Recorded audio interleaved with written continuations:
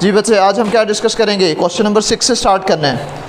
The remainder after dividing the polynomial p of x which is equal to x cube a x square plus 7 by x plus 1 is 2।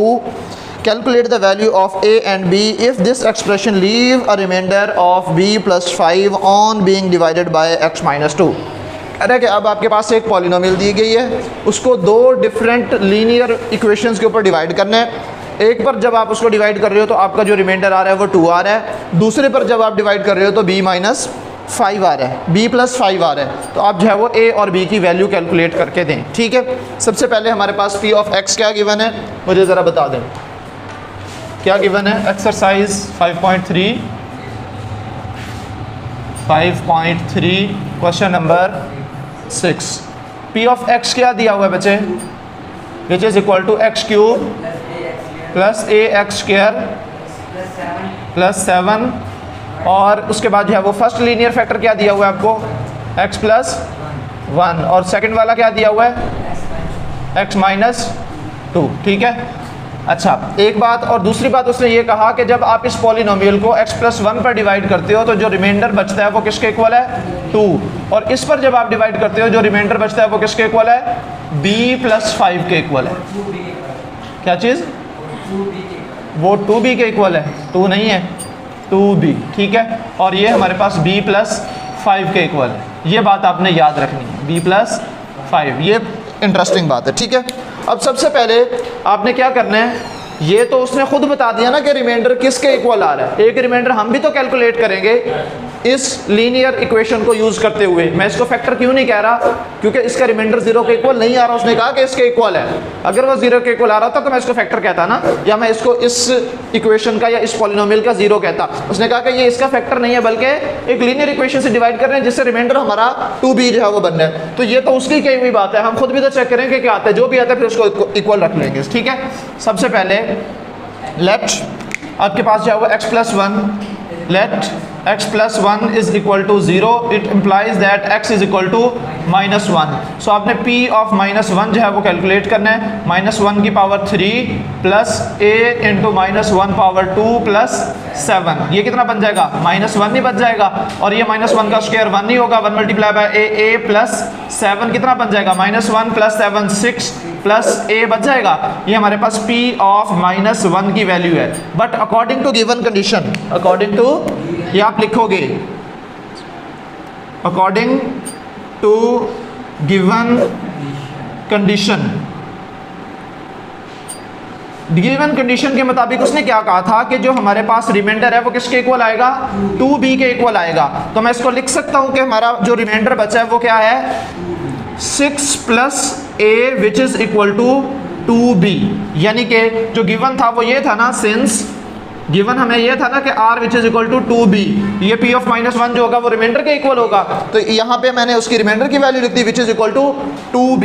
इसको आप जो है वो equation number 1 बना लें, बल्कि आप इसको इस तरफ शिफ्ट कर लें। तो ये बन जाएगा a minus 2b plus 6 which is equal to 0। इसको आप इक्वेशन नंबर 1 कह के यहाँ पे छोड़ दें। ठीक है, उसके बाद सेकंड टाइम जो है वो हमें क्या दिया गया था? x माइनस 2, एक और लीनियर इक्वेशन दी गई थी। ठीक है, let x minus 2 which is equal to 0, it implies that x is equal to 2। अब आपको x2 जो है वो पुट करना है किसके?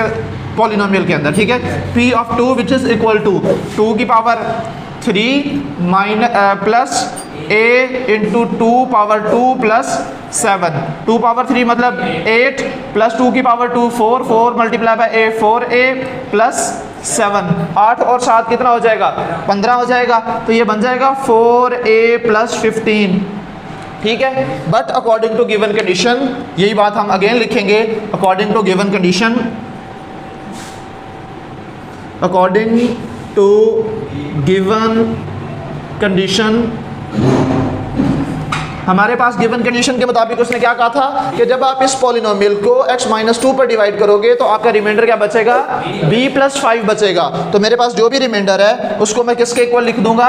b प्लस 5 के इक्वल। तो मेरे पास जो है वो 4a plus 15 which is equal to b plus 5 हो जाएगा। इसको आप इस तरफ शिफ्ट करें, 4a और ये b इधर आके माइनस का हो जाएगा b, और ये प्लस का 15 माइनस का 5 विच इज इक्वल टू 0, और 4a minus b plus 10 which is equal to 0। इसको आप इक्वेशन नंबर 2 कह दो।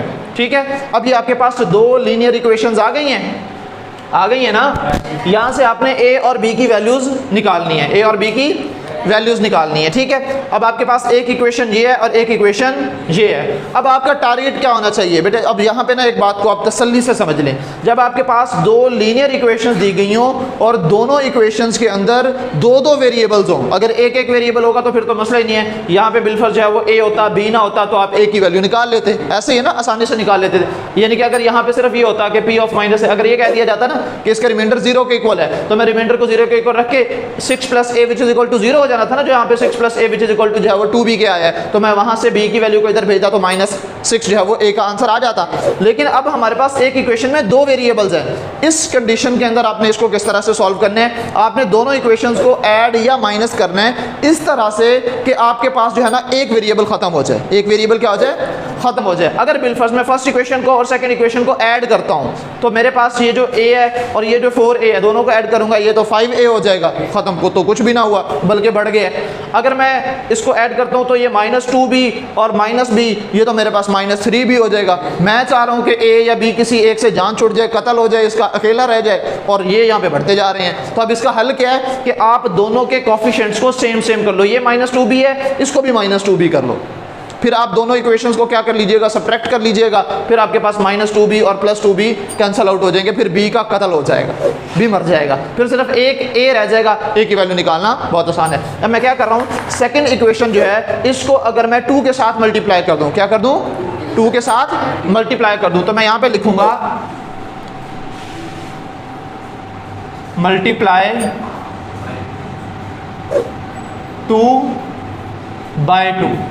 ठीक है, इक्वेशन 2 को 2 के साथ आपने क्या करना है, मल्टीप्लाई करना है। तो क्या हासिल होगा मुझे, ये जो इक्वेशन 2 दी गई है मैं इसकी हर एक वैल्यू को 2 के साथ मल्टीप्लाई कर दूंगा, तो क्या बन जाएगा, 2 मल्टीप्लाई बाय 4a, ये हमारे पास 8a बन जाएगा, minus b multiply by 2 -2b हो जाएगा।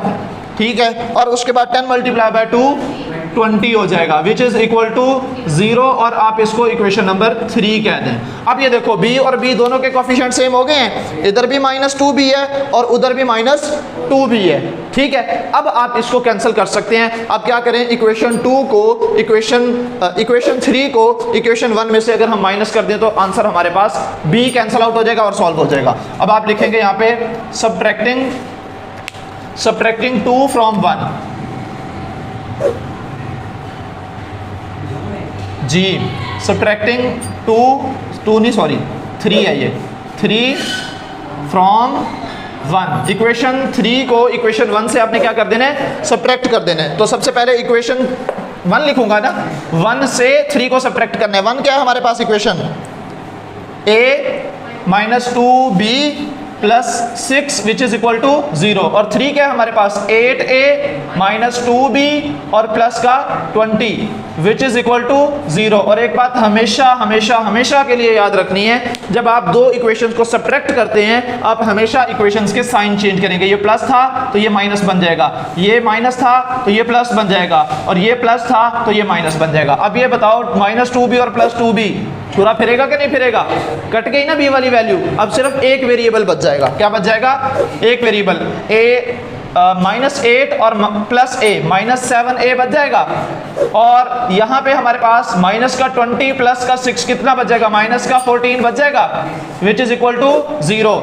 -7a which is equal to 14 हो जाएगा, and a is equal to 14 divided by -7 हो जाएगा, 7 1 से 7 7 2 14, ये माइनस यहाँ से कैंसिल आउट हो जाएगा और ये यहाँ पे लग जाएगा। सो a इज इक्वल टू -2 हो गया, एक वैल्यू आपके पास आ गई है। अब क्या रह गया आपके पास, b की वैल्यू निकालने वाली रह गई है ना। अब आप क्या करो, इस a की वैल्यू को उठा के जिस इक्वेशन में दिल चाहे उसमें पुट कर दो। आप चाहो तो 3 में पुट कर दो, चाहो तो 2 में पुट कर दो, चाहो तो 1 में पुट कर दो। ठीक है, लेकिन मैं आपको सजेस्ट करूंगा कि आप उस इक्वेशन में पुट कीजिएगा जहां पे a ऑलरेडी बिल्कुल कलम कल्ला हो।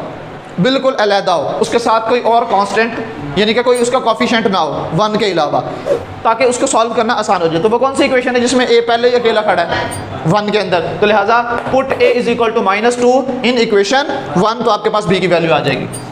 Put a is equal to -2 in equation 1। Equation 1 हमारे पास क्या है? a की जगह -2 आ जाएगा, -2b plus 6 which is equal to 0। ये हमारे पास -2 और +6 प्लस का 4 बच जाएगा, -2b प्लस 4 हो जाएगा which is equal to 0, -2b। बल्कि आप एक और काम करें, ये जो माइनस का 2b है इसको दूसरी तरफ भेजूंगा, प्लस का 2b हो जाएगा, तो मैं इसको लिख सकता हूँ 4 विच इज इक्वल टू 2b, और ये 2 यहाँ पे मल्टीप्लाई आ रहा है, इधर आके डिवाइड हो जाएगा, 4 divided by 2 which is equal to b, 2 1 2 2 2 4, और b किसके इक्वल आ गया?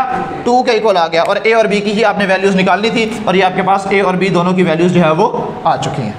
ठीक है, समझ में आई है? दोबारा से मैं आपको रिवाइज करवा देता हूँ। उसने कहा था कि आपके पास एक पॉलिनोमियल दी हुई है, और उस पॉलिनोमियल को अगर आप 2 लीनियर इक्वेशंस के ऊपर डिवाइड करो, जब आप फर्स्ट लीनियर इक्वेशन पर डिवाइड करेंगे तो रिमाइंडर 2b आना चाहिए, जो भी आएगा हम उसको 2b के इक्वल रख लेंगे, जो भी आता है, ठीक है। और जब आप इसको सेकंड लीनियर इक्वेशन पर डिवाइड करेंगे तो आंसर जो है वो b + 5, उसका रिमाइंडर जो है वो b + 5 आएगा। b + 5 आए या ना आए, जो भी आंसर आएगा हमने उसको b + 5 के इक्वल कर लेना, क्योंकि उसने स्टेटमेंट में हमें दे दी है। तो यहाँ पे इसको मैंने सॉल्व किया, सिंप्लीफाई करने के बाद जो भी मेरे पास रिमाइंडर आया, गिवन कंडीशन का टैग लगाया और उसको बता दिया कि ये किसके इक्वल है, बल्कि यहाँ पे ये रहा, यहाँ पे जो है इसका रिमाइंडर लिया, जो भी आया उसको हमने टैग लगा दिया किसके इक्वल है? 2b के इक्वल, क्योंकि कंडीशन के मुताबिक उसने ये दिया था कि रिमाइंडर 2b के इक्वल है। ठीक है, फिर उसके बाद अगेन सेकंड लीनियर फैक्टर पर डिवाइड किया और उसको सॉल्व किया, जो भी रिमाइंडर आया गिवन कंडीशन का टैग लगा के, क्योंकि उसने कहा था कि गिवन कंडीशन के मुताबिक जब आप सेकंड फैक्टर पर, सेकंड इक्वेशन पर, लीनियर इक्वेशन पर डिवाइड करोगे तो आंसर b + 5 आना चाहिए। तो मैंने उसको इक्वल रख दिया और उसको सिंप्लीफाई करके सेकंड इक्वेशन बना ली। मकसद मेरा ये था कि कोई एक वेरिएबल कैंसिल आउट हो जाए, या a कैंसिल आउट हो जाए, या b कैंसिल आउट हो जाए। डायरेक्ट कुछ भी कैंसिल आउट होता हुआ नजर नहीं आ रहा, क्योंकि दोनों के कोफिशिएंट सेम नहीं है। तो दोनों के कोफिशिएंट सेम करने के लिए अगर मैं इसका कोफिशिएंट सेम करने लगता तो फिर मैं 1 को 4 के साथ मल्टीप्लाई करता तो भी सॉल्व हो जाना था। मैंने क्या किया, मैंने इक्वेशन के अंदर देखा कि b के साथ 2 लगा हुआ है, इधर b के साथ कुछ भी नहीं लगा, तो मैंने 2 के साथ मल्टीप्लाई कर लिया। सेम कोफिशिएंट्स हुए, इसको मैंने कैंसिल आउट कर लिया सब्ट्रैक्शन के बाद, हमारे पास a और b की वैल्यूज आ गई हैं। यहाँ तक क्लियर है? आगे चलें। क्वेश्चन नंबर 7 क्या कह रहा है? The polynomial x³ + lx² + mx + 24 has a factor x + 4। जब उसने कह दिया कि ये इसका फैक्टर है, इट्स मीन रिमाइंडर 0 होगा बाय यूजिंग रिमाइंडर थ्योरम। ठीक है, जब उसने फैक्टर कह दिया, सॉरी फैक्टर थ्योरम को यूज करते हुए जब उसने कह दिया कि कोई भी लीनियर इक्वेशन उस पॉलिनोमियल का फैक्टर है, तो इसका मतलब उसका रिमाइंडर क्या होगा? 0 होगा। जो यहाँ पे उसने रिमाइंडर की पहले वैल्यू दी थी ना, अब उसने कह दिया कि फैक्टर है। जब फैक्टर है तो इसका मतलब यह है कि जो उसका रिमाइंडर है वो यहाँ पे 0 के इक्वल आएगा। ठीक है, ये पहली इक्वेशन बन जाएगी हमारी। दूसरी दफा वो क्या कह रहा है? And it leaves a remainder of 36 when divided by x - 2। जब इसी पॉलिनोमियल को ये जैसे ये इसको डिवाइड किया था सेकंड फैक्टर के साथ, जब डिवाइड करेंगे तो इस वक्त उसने क्या कहा था?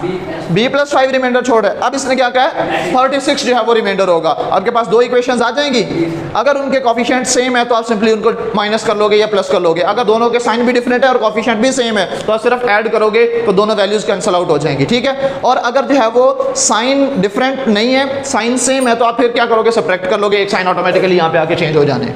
ठीक है, और समझ आ रही है? अच्छा जी, ये क्वेश्चन आप खुद कीजिएगा बेटे। नेक्स्ट क्या कह रहा है? The expression lx³ + mx² - 5 leave the remainder -3 and 12 when divided by x - 2 and x + 1 respectively. अब आपको बिल्कुल हूबहू ये वाला क्वेश्चन दे दिया है। 2 फैक्टर्स आपको दे दिए हैं। उसने कहा जब पहले फैक्टर पर डिवाइड करते हैं तो उसका रिमाइंडर क्या आ रहा है? -3। 2b की जगह क्या आ जाएगा? -3। और जब आप इसको दूसरे फैक्टर पर डिवाइड कर रहे हो तो आंसर क्या आ रहा है? 12। तो इसका मतलब दूसरी दफा जो उसने b + 5 दिया था उसकी जगह क्या आ जाएगा? 12। 2 इक्वेशंस बन जाएंगी। करेंगे सॉल्व। ये 2 क्वेश्चन आपने खुद करने, मैं तीसरा करवाना चाह रहा हूँ एक्चुअली। उसके अंदर उसने क्वाड्रेटिक इक्वेशन दी हुई है कि उस पर डिवाइड करो। थोड़ा सा ये एक एक्स्ट्रा मैं ये करवाता हूँ आपको। क्वेश्चन नंबर 9 लिखवाइएगा ज़रा। पहले इसकी स्टेटमेंट लिखवा दें, फिर मैं आपको समझा देता हूँ स्टेटमेंट इसकी। मतलब मुझे क्वेश्चन लिखवा दो, फिर मैं स्टेटमेंट समझाता हूँ। क्वेश्चन नंबर 9 जी क्या कह रहा है? p of x क्या दिया हुआ है? kx³ ax³ ठीक है, ax³ -9x² + bx + 3a और लीनियर फैक्टर्स तो दिए हुए, उसने क्या कहा है, is exactly divisible by x square minus 5x plus 6, find the value of a and b।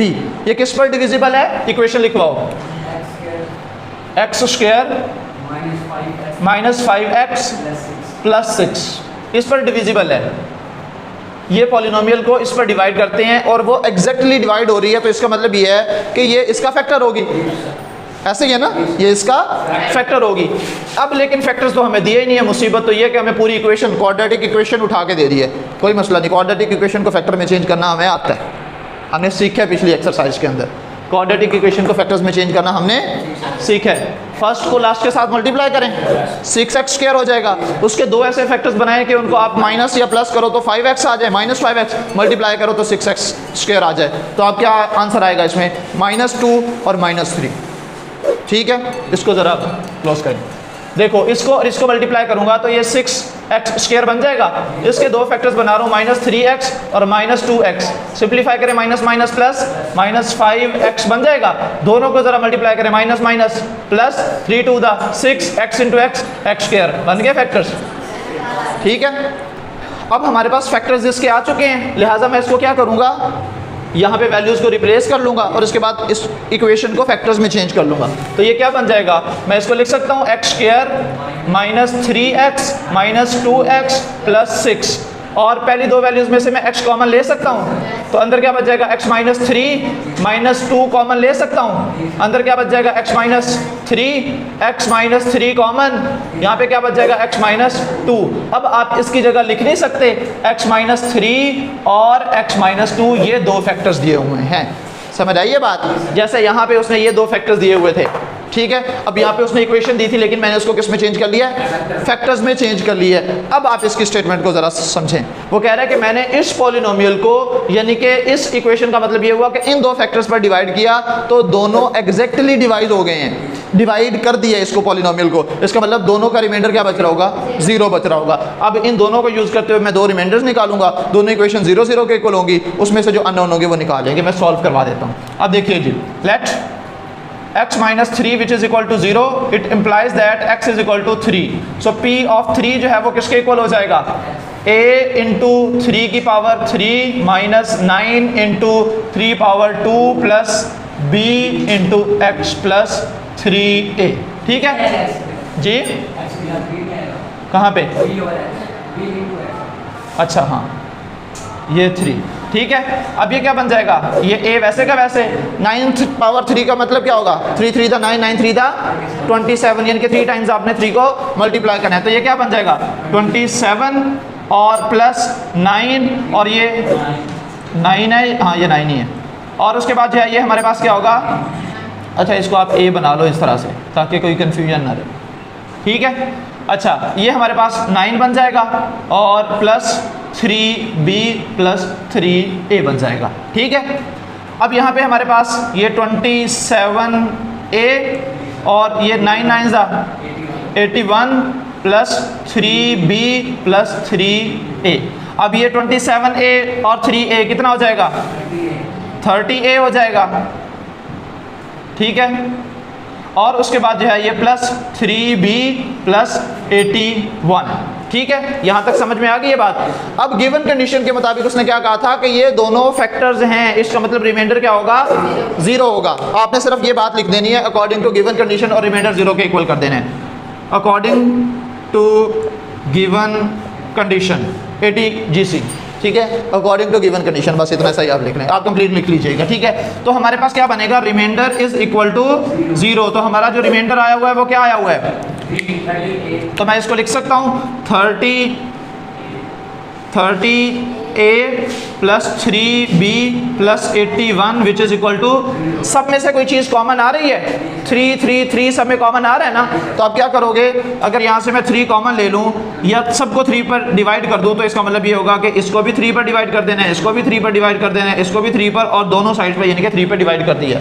तो ये 3 10 हो जाएगा और ये कैंसिल आउट हो जाएगा, और ये 3 2 द 6, आगे जो है वो 2 कैरी चला जाएगा, और 3 7 ज़ा 21 हो जाएगा, ठीक है। और ये 0/3 0 ही होता है। So 10 a plus 3b plus 27 which is equal to 0। इसको आप इक्वेशन 1 कह दो। ठीक है, क्या चीज़? अच्छा हाँ हाँ सॉरी, ठीक है। अब हम क्या करेंगे, इसको सेकंड फैक्टर पर डिवाइड करेंगे और अगेन जो है वो सॉल्व कर लेंगे। Let x minus 2 which is equal to 0, it implies that x is equal to 2 हो जाएगा। ठीक है, अब हमें क्या मालूम करना है, p ऑफ 2 मालूम करना है। जगह कम है, इसको थोड़ा सा टेक्निकली यूज़ करेंगे जी। p of 2 which is equal to 2 की पावर, यानी कि ये a into 2 power 3 minus 9 into 2 power 2 plus b into 2 और प्लस 3 इंटू a। ठीक हो गया, तो ये क्या बन जाएगा, 2 की पावर 3 का मतलब क्या होगा 8, तो मैं इसको 8a लिख सकता हूँ, माइनस 2 पावर 2 4 और 9 चौके 36 हो जाएगा, प्लस 2 भी हो जाएगा, प्लस 3a हो जाएगा। ठीक है, समझ आइए।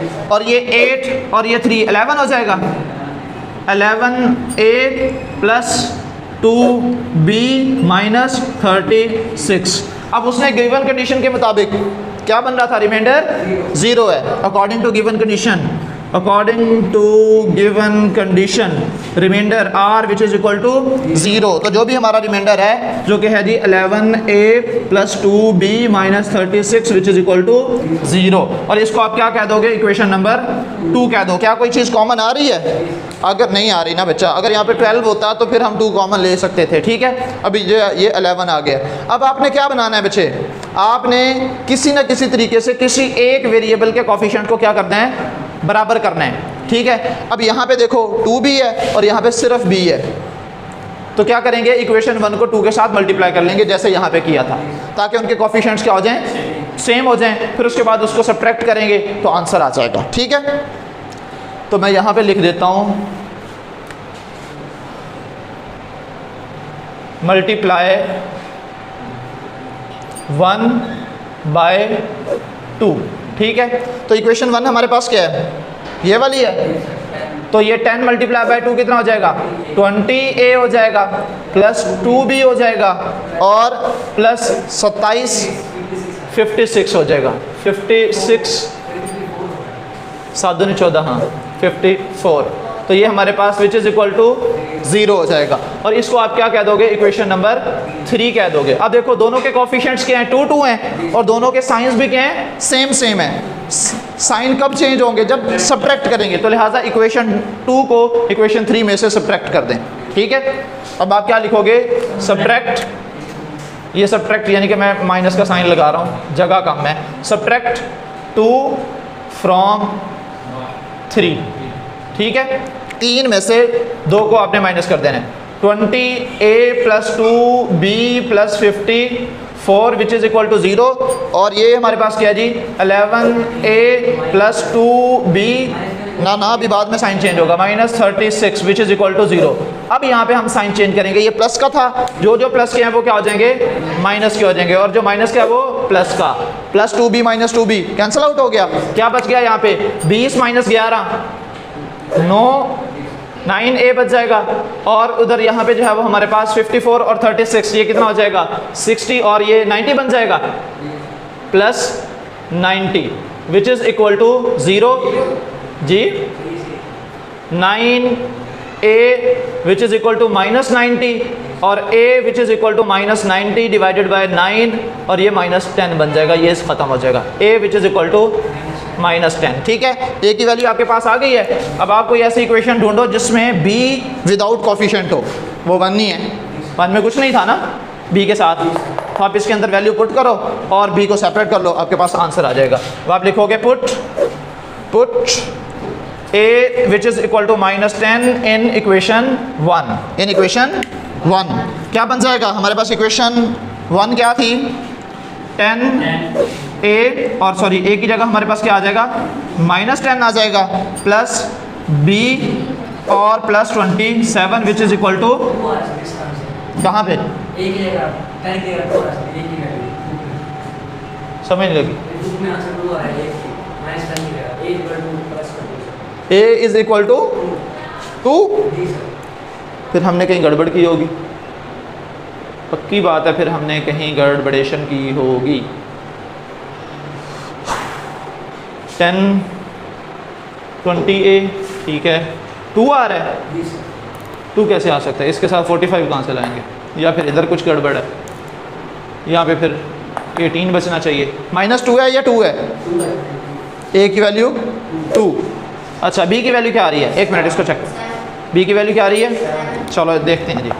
अच्छा ये कितना बन जाएगा, -100 बन जाएगा, और प्लस का 27 और प्लस का b which is equal to 0, ये कितना बच जाएगा यहाँ से 27। अगर आप 100 में से जो है वो मतलब कि -100 में 27 जो है वो ऐड कर लें तो कितना बच जाएगा, कितना बच जाएगा 73 बच जाएगा, कितना माइनस का 73 बच जाएगा। ये तो गड़बड़ वाकई हो रही है। तो आपके पास क्या आंसर आ रहा है, -73 plus b which is equal to 0, और b किसके इक्वल हो जाएगा, +73 के इक्वल हो जाएगा। अच्छा तो फिर हमने कहाँ गड़बड़ेशन की है, चेक कर लेते हैं, चलो एक दफ़ा, शायद कहीं हमें मिस्टेक मिल जाए।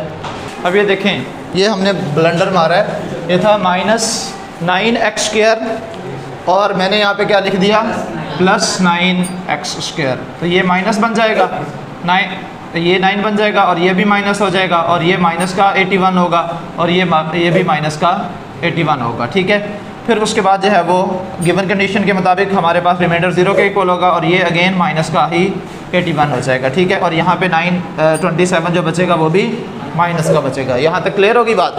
फिर ये तो बाकी सारा ठीक है, वो भी ठीक है। अब यहाँ पे एक इशू आएगा कि हमने जब इक्वेशन मल्टीप्लाई 1/2, जब हमने इक्वेशन 1 को 2 के साथ मल्टीप्लाई करना है तो 10 to the 20 ठीक है, 10 multiply by 2 multiply by b 2b ठीक है, -27 मल्टीप्लाई बाय 2 -54 होगा, ये भी क्या बन जाएगा, माइनस का बन जाएगा। तो ये भी यहाँ पे क्या होगा, माइनस का हो जाएगा।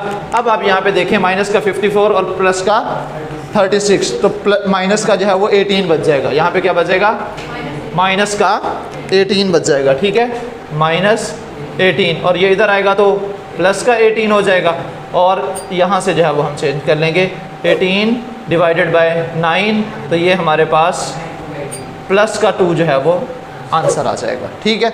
ये आ गया, ये तो सारा ही रेज होगा, ये हमारे पास आंसर चेंज हो जाएगा, ठीक है। यहाँ पे इसको चेंज करेंगे। अब हमारे पास जो a की वैल्यू आई हुई है वो -10 नहीं है बल्कि क्या है, 2 है। अब आप इसको पुट करोगे, ठीक है, कहाँ पे put, a is equal to 2 in equation number 1, ठीक है। सो 10a प्लस b और -27 which is equal to 0, 10a की जगह हमारे पास बल्कि यहाँ पे वैल्यू चेंज कर लें, 2 हो जाएगी, और ये हमारे पास बन जाएगा 20 और प्लस b, और ये इधर आके प्लस का 27 हो जाएगा, प्लस लगाएं या ना लगाएं एक ही बात है। ये 20 इधर आके माइनस हो जाएगा, b 27 -20 which is equal to 7। आ गया आंसर। एक प्लस माइनस की मिस्टेक हमें कहाँ से कहाँ ले आई, ठीक है बच्चे। अब ये क्लियर हो गया। कल इंशाल्लाह हम नई एक्सरसाइज 5.4 जो है वो स्टार्ट करेंगे। आज के लिए इतना ही। अल्लाह हाफ़िज़।